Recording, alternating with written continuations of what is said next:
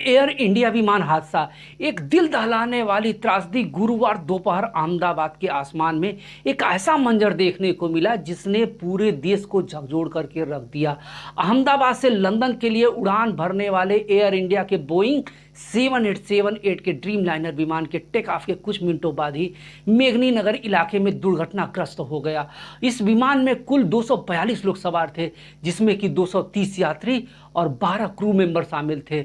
और हादसे के बाद पूरे इलाके में धुएं का घना गुबार छा जाता है और चीख पुकार मच जाती है। यह हादसा इतना भीषण था कि विमान आग के गोले में तब्दील हो गया और आसपास की इमारतों को भी नुकसान पहुंचता है। शुरुआती रिपोर्ट्स के मुताबिक इंजन की तकनीकी खराबी के चलते यह दुर्घटना विमान के पायलट ने टेक ऑफ के तुरंत बाद मिड डे कॉल दी, लेकिन इसके बाद एयर ट्रैफिक कंट्रोल से उसका कोई संपर्क न हो सका। इस हादसे में न केवल अहमदाबाद बल्कि पूरे देश दुनिया को गहरे शोक में डुबो दिया। प्रधानमंत्री नरेंद्र मोदी ने इसे शब्दों से परे दिल तोड़ने वाली घटना को बताया। राहत और बचाव का जारी है, लेकिन विमान में सवार 241 लोगों की मौत की पुष्टि हो चुकी है, जबकि एक मात्र जीवित बचे व्यक्ति का अस्पताल में इलाज चल रहा है। यह त्रासदी इस बात को याद दिलाती है कि तकनीक और सुरक्षा के तमाम दावों के बावजूद हवाई यात्रा में जोखिम हमेशा बना रहता है। अहमदाबाद की यह घटना हमेशा के लिए भारतीय विमानन दुर्घटना के इतिहास में दर्ज हो गई है। आखिर ये कैसे हुआ हादसा, क्या थी इसकी वजह और क्या क्या हुआ उस दर्दनाक पल में, जानिए इस वीडियो में पूरी कहानी एक्सक्लूसिव डिटेल के साथ में। तो वीडियो को अंत तक जरूर देखिएगा, क्योंकि यह कहानी आपको सोचने पे मजबूर कर देगी, क्योंकि हमेशा हवाई यात्रा खतरे से भरी रहती है। फ्लाइट AI-171 दोपहर 1:38 पर अहमदाबाद इंटरनेशनल एयरपोर्ट सरदार वल्लभ भाई पटेल से अहमदाबाद से लंदन के लिए रनवे नंबर 32 पर उड़ान भरता है और अगले 2 मिनट में विमान की ट्रांजेक्टरी हवा में ऊपर उड़ने की वजह से नीचे की तरफ जाने लगती है और दोपहर 1:40 पर यह विमान एयरपोर्ट से सटे रिहायशी इलाके में आग का गोला बन के गिर जाता है। चारों तरफ काला धुआं छा जाता है और इसके pilot Sumit Sabharwal emergency call mid day call दी, लेकिन इसका कोई फायदा नहीं हुआ। पूरा विमान जलकर राख हो गया। इसमें कुल 12 क्रू मेंबर के साथ में 242 लोग मारे गए, जिसमें 163 भारतीय, 53 ब्रिटिश, 7 पुर्तगाली और 1 कनेडियन नागरिक होता है, जिसमें 103 पुरुष, 114 महिलाएं, 11 बच्चे और 2 नवजात बच्चे होते हैं। सबसे दुखद बात तो यह होती है कि इसमें 2 बार के गुजरात के CM रहे विजय रूपानी भी मारे जाते हैं। इसमें एक विमान बोइंग कंपनी ने बनाया होता है, जिसका कि नंबर होता है 7878 ड्रीमलाइनर। इस विमान में सेफ्टी के इशू को लेकर के इसी महीने 3 महीने का बैन लगाया होता है। इसकी कमियों को बताने वाले को मार दिया जाता है और इसकी कमियां क्या है, इसकी खासियत क्या है, यह मैं आपको बाद में बताऊंगा। सबसे पहले इशू को लेकर के टाटा ग्रुप के अध्यक्ष N चंद्रशेखरन ने हर एक मरने वाले को 1-1 करोड़ रुपए आर्थिक सहायता दी है और BG मेडिकल कॉलेज के छात्रावास जिसमें कि विमान उड़कर के दुर्घटनाग्रस्त हो जाता है उसको बनाने का वादा भी करते हैं और इस छात्रावास में कम से कम 6 से 7 लोगों के मारे जाने की आशंका है, जो कि डॉक्टर हैं, जिसमें कि एक PG रेजिडेंस डॉक्टर है, एक सुपर स्पेशलिस्ट की वाइफ है। इसमें कुल 50 से 60 लोग घायल हुए हैं। इस घटना के तुरंत बाद बोइंग के CEO केली एटिबर्ग ने शोक व्यक्त किया है और जांच में हर संभव सहायता देने का वादा किया है। ब्रिटिश हाई कमिश्नर के अधिकारी भी यहाँ पे पहुंचते हैं। America national transport safety board यानी कि NTSB और भारत के एयरक्राफ्ट एक्सीडेंट इन्वेस्टिगेशन ब्यूरो यानी AAIB इसकी मिलकर के जांच करेंगे। यह पता लगाएंगे कि आखिर यह घटना हुई क्यों, लेकिन सबसे बड़ी बात है कि इसका ब्लैक बॉक्स कहां है, जिससे कि इसकी पूरी जानकारी पता चलती है। आखिर ब्लैक बॉक्स होता क्या है और इससे पूरी घटना का पता कैसे चलता है, यह मैं आपको आगे बताऊंगा। बस आप मेरे साथ बने रहिए। यह जो प्लेन क्रैश हुआ है इसकी खासियत क्या है और इसको बनाने का इतिहास क्या है, यह भी बहुत ही उत्सुकता वाला विषय है। यह जो एयरक्राफ्ट है गजब की खासियत है इसमें। यह विमान जो बनाया गया है वह दिसंबर 2013 में बोइंग कमर्शियल एरोप्लेन ने इसको बनाया हुआ है। और इसको इसके 3 पार्ट होते हैं। पहला पार्ट होता है वह मिड साइज होता है, दूसरा होता है ट्विन इंजन होता है, और तीसरा इसका वाइड बॉडी। एक बार में यह 14,000 किलोमीटर की यात्रा कर सकता है और इसमें एक टाइम में 250 से लोग ज़्यादा सवार हो सकते हैं। और सबसे बड़ी खासियत जो है इसमें 32 बिजनेस क्लास होते हैं, 14 प्रीमियम इकोनॉमिक क्लास होते हैं, 138 इकोनॉमिक क्लास होते हैं। और इसकी जो बॉडी है बहुत ही हल्की होती है। इसका 50% जो हिस्सा होता है वह है कार्बन फाइबर जैसे कंपोजिट मटेरियल से बना होता है, जो कि बहुत हल्का होता है। और इसमें बड़ी बड़ी खिड़कियां होती हैं। यह 27 बाई 47 की साइज की होती हैं। और इसका जो कंफर्ट होता है, जो केबिन का प्रेशर होता है, वो 1900 ऊंचाई पर जो प्रेशर रखा जाता है वही प्रेशर रखा जाता है, जिससे कि 8% ऑक्सीजन ज़्यादा मिलती है, थकान कम होती है। इसमें इंटरनेट की इंटरटेनमेंट की खूब सारी सुविधाएं होती है। यह विमान लगभग 60% कम शोर मचाता है और यह बहुत ही शांत रहता है। बोइंग 787 को बोइंग ने 2003 में 7E7 प्रोजेक्ट के तौर पे स्टार्ट किया था। इसका जो नाम रखा गया था ऑनलाइन वोटिंग के जरिए रखा गया था। इस वोटिंग में लगभग 5 लाख लोगों ने भाग लिया था और इसका नाम रखा जाता है ड्रीम लाइनर। और उसने पहली उड़ान जो भरी है वो 2009 में भरी। जो पहली डिलीवरी जो विमान की दी गई है वह है 2011 में। दुनिया भर में यह बहुत पॉपुलर हो जाता है क्योंकि यह बहुत बड़ा एयरक्राफ्ट है। और इसकी जो सबसे बड़ी खासियत है वह है कि बोइंग 767 की अपेक्षा बोइंग 7878 20 से 25% कम ईंधन खर्च करता है। यह फ्यूल को बचाता है और उसका फ्यूल बचाने का जो सबसे बड़ा कारण होता है वह होता है उसकी हल्की बॉडी। यह 50% से कम कार्बन डाइऑक्साइड को छोड़ता है। यह बहुत ही इको फ्रेंडली विमान है। यह पर्यावरण के लिए बहुत ही अच्छा विमान है। इसका जो होता है वह 2 इंजन होते हैं। जो पहला इंजन होता है वह होता है रोल्स रॉयस रेट 1000 और जनरल इलेक्ट्रिकल GE-NXL, जो कि लगभग 60% कम शोर मचाता है। और इसके जो पंख होते हैं ऐसे टिप्स की तरफ मुड़े होते हैं जो टर्बुलेंस और हवा के प्रतिरोध को कम करते हैं। इतनी सारी खूबियां होने के बावजूद भी इसमें ऐसा क्या होता है कि इतना बड़ा हादसा हो जाता है। बोइंग के 15 साल के इतिहास में यह सबसे बड़ा प्लेन क्रैश है, जिसमें कि कुल 270 लोग मारे गए हैं अब तक। आखिर वह कौन से कारण है जिनके कारण कि यह हादसा हुआ? और कारण आज से स्टार्ट नहीं है, जब से यह बनना स्टार्ट होता है तभी से इसमें खामियां देखी जाती हैं। जो सबसे पहली खामी नजर आती है 2013 में, जब नए ड्रीम लाइनर 787 को विमानन कंपनी जो जापान की है उसको दी जाती है, उसके बेड़े में शामिल होता है, तो इसमें लिथियम आयन बैटरी में आग लग जाती है। वह विमान में आग तब लगती है कि जब वह बोस्टन के एयरपोर्ट के पार्किंग में खड़ा होता है और दूसरा भर चुका होता है। आग के लगने के कारण उसे इमरजेंसी लैंडिंग करनी पड़ती है। इसके बाद अमेरिका के फेडरल एविएशन एडमिनिस्ट्रेशन ने इस पर 3 महीने का बैन लगा देते हैं। 3 महीने तक कोई उड़ान नहीं भर सकता है। सिस्टम और इसके इंसुलिन यानी बैटरी के इंजन की गर्मी को बचाने का जो तरीका है उसमें सुधार किया जाता है। इसके बाद भी इसमें सुधार नहीं होता है। 2020 और 2022 के दौरान ड्रीम लाइनर के कई बार मैन्युफैक्चरिंग डिफेक्ट की खबरें आती हैं। दरअसल ड्रीम लाइनर जो है वाइड बॉडी पैसेंजर है और इसको अलग अलग हिस्सों से जोड़ के बनाया जाता है। और इसकी जो कई बॉडी हैं जो हिस्सों को जोड़ा जाता है तो उसमें ज़्यादा गैप होने की शिकायत आती है। बॉडी को इस्तेमाल किए जाने कार्बन फाइबर को के हिस्से को ठीक ढंग से जोड़ा नहीं जाता है, इसलिए बॉडी का झुकाव एक तरफ से ठीक नहीं होता है। 2020 से लेकर 2022 के दौरान बोइंग ने एयरलाइंस के ड्रीम लाइनर की डिलीवरी को ही रुकवा दी थी। बोइंग ने भी इस बात को माना कि उसके ड्रीम लाइनर की मैन्युफैक्चरिंग में कुछ गड़बड़ियां हैं। अप्रैल 2024 में बोइंग में काम करने वाले विसिल ब्लोअर ने अपने दावा किया कि ड्रीम लाइनर 787 की बॉडी के कुछ हिस्से ठीक से नहीं जोड़े जाते हैं और यह उड़ान भरने के दौरान टूट सकते हैं। यह विसिल ब्लोअर इंजीनियर सैम साहिल है, जिन्होंने कि 10 साल तक से ज़्यादा बोइंग में काम किया था और यह हैं जो कंपनी को उसको डिफेक्ट के बारे में बताते हैं इस समय की। और अगर इनकी बात उस समय मान ली जाती तो कंपनी को बहुत फायदा होता। सैम का कहना था कि विमान के जो भी कई हिस्से हैं उनको अलग अलग कंपनियों से मंगाया जाता है, फिर बाद में जोड़ा जाता है, ये जो कि ठीक प्रकार से फिट नहीं बैठते हैं।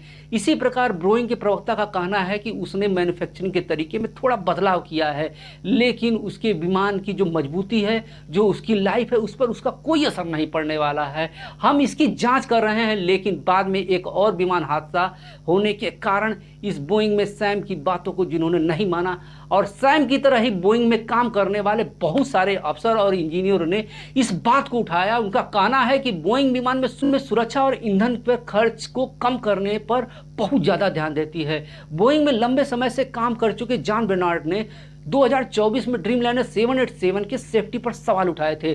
2024 में उनकी मौत हो जाती है, और वह मौत उनके घर के पार्किंग एरिया में होती है। उनकी लाश मिलती है। यानी अपनी कंपनियों को छुपाने के लिए बोइंग ने अपने लोगों को मारना भी चालू कर दिया था। बोइंग जो कि 787 है, वह पारंपरिक विमान की तुलना में ज़्यादा सिस्टम पे कम विश्वास करता है, इलेक्ट्रिकल मोटर पे ज़्यादा विश्वास करता है। इस कारण से इसमें टेक्निकल खामियां आ गई हैं। बोइंग 787 में इस्तेमाल किए जाने वाले जनरल इलेक्ट्रिकल GNEX और रोल्स रॉयल्स रेट 1000 के में कई बार तकनीकी खामियों की शिकायत आई है, और इसके साथ में इलेक्ट्रिकल सिस्टम में फेलियर, विंड स्पीड में दरार, फ्यूल लीकेज, सॉफ्टवेयर में गड़बड़ियां होती रहती हैं। 2024 जापान में 787 की टेक्निकल खामियों के कारण हादसा होता है, जब ANA की एयरलाइन 787 हाइड्रोलिकल ऑयल को लीक होता है, और इसके बाद वह विमान को रनवे पर ही रोकना पड़ता है। इस हादसे के बाद बोइंग कंपनी के इसके इंजन के जो सप्लायर हैं, उनको खराब रखरखावी और टेस्टिंग की लापरवाही का आरोप लगाते हैं, लेकिन आरोप लगाने से तो काम नहीं चलने वाला है। आपकी कमी के कारण आज 250 लोगों की मौत हो गई। भारत में यह जो हादसा हुआ, इसके बारे में जो एक्सपर्ट है वह यह सोच रहे हैं कि आखिर यह हादसा हुआ क्यों। एक्सपर्ट को लगता है कि टेक ऑफ के समय में शायद दोनों इंजन बंद हो गए थे। किसी भी एयरक्राफ्ट के लिए टेक ऑफ और लैंडिंग का समय सबसे खतरनाक माना जाता है, और किसी भी हादसे के 3 कारण होते हैं। सबसे पहला कारण होता है इंजन का फेलियर होना, दूसरा होता है मौसम की वजह से, और तीसरा होता है टर्बुलेंस की वजह से या बर्ड हीट की वजह से। यह वीडियो इंटरनेट पे आया और सोशल मीडिया पे छा गया हुआ होता है। इसको देखकर पता लगता है कि आखिर भी वक्त में विमान के पायलट सुमित अग्रवाल ने आखिरी मौके पर इमरजेंसी मिड डे का कॉल दिया, यानी पायलट के पास मदद मांगने का समय था, लेकिन विमान पर उसका कंट्रोल नहीं था। यह 2 इंजनों वाला एयरक्राफ्ट जो कि पहले मैं आपको बता चुका हूं, लेकिन इस हादसे में शायद दोनों इंजन फेल हो गए। यह जो वीडियो से पता चलता है कि वह ऊपर की तरफ उठ रहा था, लेकिन गौर से देखा जाए तो विमान के पीछे की नोज झुकी हुई थी। पायलट ने विमान को ऊपर उड़ाने की कोशिश की, लेकिन नोज नीचे गिरता चला गया। संभावना है कि दोनों इंजन फेल हो गए थे, और आखिरी वक्त में पायलट सब्रवाल ने कहा था, विमान नहीं उठ रहा है, शायद हम नहीं बचेंगे। पायलट सब्रवाल एक बहुत ही एक्सपीरियंस पायलट थे, शायद उनका यह आखिरी सफर था। और दूसरा कारण यह था कि शायद पायलट ने रनवे का पूरा इस्तेमाल नहीं किया था। फ्लाइट ट्रैक रडार 24 के मुताबिक विमान ने रनवे के 23 से टेक ऑफ किया, जो कि 11,499 मीटर लंबा है, और वह फ्लाइट को बैक ट्रैकवे से रनवे पे शुरुआती पॉइंट से लेकर की गई। यह पूरे रनवे का इस्तेमाल किया गया, इसलिए यह संभावना बहुत ही कम हो गई। अगर डाटा दिखा रहा है कि विमान 625 फीट की ऊंचाई पर उड़ रहा था, जो कि एक आइडियल ऊंचाई है। और तीसरा जो कारण हो सकता है वह गर्मी से फ्यूल डिसेंटी घट गई और इंजन को पावर नहीं मिल पाया। जब विमान ने टेक ऑफ किया तो अहमदाबाद का तापमान 45 डिग्री सेल्सियस था, और विमान का जो इंजन फ्यूल और हवा का जो मिश्रण होता है, उसमें 1 किलो फ्यूल और 4 किलो हवा होती है। गर्मियों में यह अनुपात बिगड़ जाता है, क्योंकि हवा की डेंसिटी कम हो जाती है और यह फैलने लगती है। इससे फ्यूल के इंजन को जरूरी पावर की सप्लाई नहीं मिल पाती है। मान लिया जाए कि किसी दिन 30 डिग्री सेल्सियस है, तो फ्यूल के इंजन को 100 यूनिट एनर्जी बनानी पड़ती है। अगर 45 डिग्री सेल्सियस है तो इंजन को मात्र 60 यूनिट ही एनर्जी मिल पाती है। शायद ये भी कारण हो सकता है। इसके बाद जो आता है वह होता है ब्लैक बॉक्स। ब्लैक बॉक्स ही बता सकता है कि आखिर कौन सी कमियों के कारण इसमें हादसा हुआ। इसमें एक कॉकपिट वायरलेस रिकॉर्डर होता है, यानी इसको VVR कहा जाता है, और यह एक मजबूत इलेक्ट्रॉनिक डिवाइस होता है जो कि विमान के कॉकपिट में होने के कारण सभी आवाज़ों को रिकॉर्ड करता है। और यह ब्लैक बॉक्स का एक हिस्सा होता है, और इसका जो रंग होता है वह चमकीला नारंगी होता है। इसमें पायलट की बातचीत और पैसेंजर की बातचीत और पायलट के एयर ट्रैफिक कंट्रोल से होने वाली बातचीत को रिकॉर्ड किया जाता है। वीवीआर हर रिकॉर्डिंग के समय तारीख को रिकॉर्ड करता रहता है ताकि जांच के समय यह समझा जा सके कि घटना कब और किस कारण से हुई है। आमतौर पर कॉकपिट वायरस जो रिकॉर्डर रहता है वह विमान के पीछे हिस्से में फिट किया जाता है, क्योंकि ऐसा माना जाता है कि यह हिस्सा सबसे आखिरी में हादसे का शिकार होता है। और इसमें 4 हिस्से होते हैं: microphone, recording system, loop recording और पावर। और इन सबसे घटना को समझा जा सकता है। ह्यूमन एरर की भी जांच की जा रही है, तकनीकी खराबी का पता किया जा रहा है। इसमें क्या सुधार किया जा सकता है, क्या सुरक्षा के उपाय किए जा सकते हैं, इसके बारे में और क्या किया जा सकता है। कई बार तो कानूनी और बीमा के मामलों में इसका उपयोग किया जाता है, लेकिन जब यह मिलेगा तभी इसके बारे में पता चलेगा। लेकिन यह इकलौता हादसा नहीं है कि जिसमें लोगों की जान गई हो। इसके अलावा भी बहुत सारे हादसे हुए हैं जिसमें लोगों की जान गई है, बहुत सारे लोग मारे गए हैं। हर एक हादसे का कोई न कोई कारण होता है। हादसों की शुरुआत होती है 3 मार्च 1974 को। तुर्किश एयरलाइंस का DC विमान पेरिस में जाकर के एक जंगल में गिर जाता है। उड़ान के दौरान केबिन का दरवाजा अचानक टूट जाता है और एयर का प्रेशर बिगड़ जाता है और विमान अपना कंट्रोल खो देता है। और इस हादसे में 346 लोग मारे जाते हैं।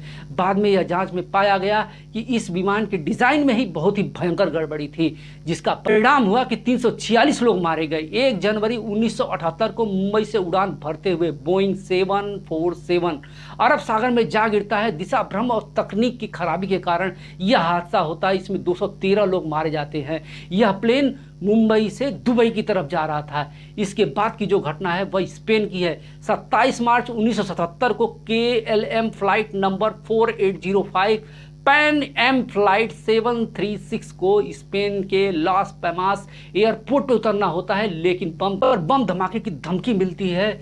दोनों फ्लाइटों को लॉस एंजलिस के एयरपोर्ट पर डाइवर्ट कर दिया जाता है। यहाँ पर ट्रैफिक इतना बढ़ जाता है एयरवेज, तो पूछिए हिम्मत कितनी ज़्यादा हो जाती है। जल्दबाजी और मिसकम्युनिकेशन के वजह से दोनों बोइंग विमान 747 विमान एक ही रनवे पे आ जाते हैं, टकरा जाते हैं और इस भयानक हादसे में 586 लोग मारे जाते हैं, जो कि दुनिया का सबसे घातक विमान हादसा माना जाता है। इसके बाद बोइंग का जो सबसे बड़ा हादसा है वह है 19 अगस्त 1980 को सऊदीया एयरलाइंस के लॉक हीट ट्राई स्टार विमान के रियाद से उड़ान भरने के थोड़ी देर बाद ही उसके केबिन में आग लग जाती है। पायलट ने विमान को सुरक्षित उतार तो लेता है, लेकिन इसमें से यात्रियों को नहीं उतार पाया जाता है और 301 यात्रियों की दम घुटने से मौत हो जाती है। और ये अपने यात्रियों तक को नहीं उतार पाए, यह विमान की नहीं बल्कि एयरपोर्ट अथॉरिटी की कमी है। इसके बाद का जो बोइंग हादसा होता है वह होता है 12 अगस्त 1985 को। जापान एयरलाइंस के बोइंग 123 विमान उड़ान के थोड़ी देर बाद ही पहाड़ी क्षेत्र में क्रैश हो जाता है। दरअसल विमान का जो प्रेशर सिस्टम होता है वह फेल हो जाता है और पायलट विमान पर कंट्रोल खो देता है और इस हादसे में 520 लोग मारे जाते हैं।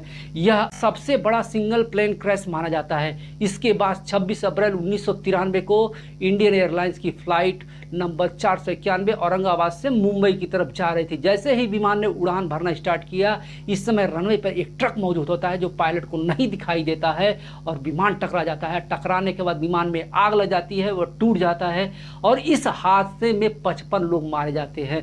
यह भी एयरपोर्ट अथॉरिटी की सबसे बड़ी कमी थी। और भारत का जो सबसे बड़ा विमान हादसा हुआ वह 12 नवंबर 1996 को चकरी दादरी विमान हादसा हुआ। यह हादसा विमान के चकरी दादरी के पास उस समय हुआ जब 2 प्लेन एक दूसरे से टकरा जाते हैं। इस के टक्कर में दोनों विमानों में सवार सभी 349 लोग मारे जाते हैं। और यह विमान चाकरी दादरी के पास उस समय होता है जब 2 प्लेन एक दूसरे से टकरा जाते हैं और इस टक्कर में दोनों विमानों में सवार सभी 349 लोग मारे जाते हैं। यह दुर्घटना पायलट और एयर ट्रैफिक कंट्रोल के बीच में गलतफहमी और ऊंचाई को सही से जानकारी न समझने के कारण होती है। इसके बाद भारत के केरल के कोझिकोड में 7 अगस्त 2020 को एयर इंडिया एक्सप्रेस का विमान रनवे से फिसल कर क्रैश हो जाता है। इसमें 21 यात्रियों की मौत हो जाती है, 110 लोग घायल होते हैं। इसमें कोरोना के दौरान वंदे भारत मिशन के तहत दुबई से मुंबई की तरफ लाने वाले भारतीयों को वापस लाया जा रहा था। इसके अलावा भी बहुत सारे हादसे हुए जिनका अगर मैं उसके बारे में बताना चालू करूं तो यह पूरा वीडियो बहुत लंबा हो जाएगा। लेकिन अब इसमें 8 बड़े प्लेन हादसे हुए जिसमें कि 402 लोग मारे गए हैं। इसमें ईरान के राष्ट्रपति इब्राहिम रसीदी की भी मौत हो जाती है। हमारे इस प्लेन हादसे में हमारे 2 टाइम के सीएम विजय रूपानी जी भी मारे जाते हैं। यह जो प्लेन हादसा है वह सरदार वल्लभ भाई पटेल एयरपोर्ट पे जो हुआ है उसमें चमत्कार भी हुआ है। प्लेन पर सीट नंबर 11 पर बैठे भारतीय मूल के ब्रिटिश नागरिक रमेश विश्वास कुमार इस हादसे में जिंदा बच जाते हैं। जहां पर 243 लोग मारे जाते हैं वहां पर एक आदमी यह जिंदा हो जाता है। इसके जिंदा बचे रहने का मात्र एक कारण होता है कि उनकी सीट इमरजेंसी गेट टूटने के बाद उड़कर बाहर चली जाती है और यह भी जलने लगते हैं, लेकिन अपने आप को मिट्टी में रगड़ कर उन्होंने अपने आप को बचा लिया। चोट तो इन्हें भी आई, लेकिन यह एकमात्र इकलौते शख्स है जिनको ईश्वर ने बचाया। शायद उनकी जिंदगी में कुछ दिन थे, इसीलिए ईश्वर ने उनको बचा लिया। दूसरा जो चमत्कार हुआ, एक भगवत गीता इतने बड़े हादसे में भी नहीं जल पाई। अभी अपने आप में एक बहुत बड़ा चमत्कार है, जहां एक एक लोग एक एक चीज जल गई, वहां पर भगवत गीता नहीं जल पाई। ईश्वर ऐसे हादसे कभी ना करे। इस हादसे में जो लोग भी मारे गए हैं, मेरी तरफ से विनम्र श्रद्धांजलि, और इसमें जो लोग भी मारे गए हैं उनके परिवार के साथ में पूरा भारत दुखी है। इस दुख में सभी एक दूसरे का साथ निभाए, ढाढ़स बनाए। ईश्वर से यही प्रार्थना है और इस प्रकार का हादसा कभी ना हो। ठीक है कि इसको अपना लो तो अच्छा है।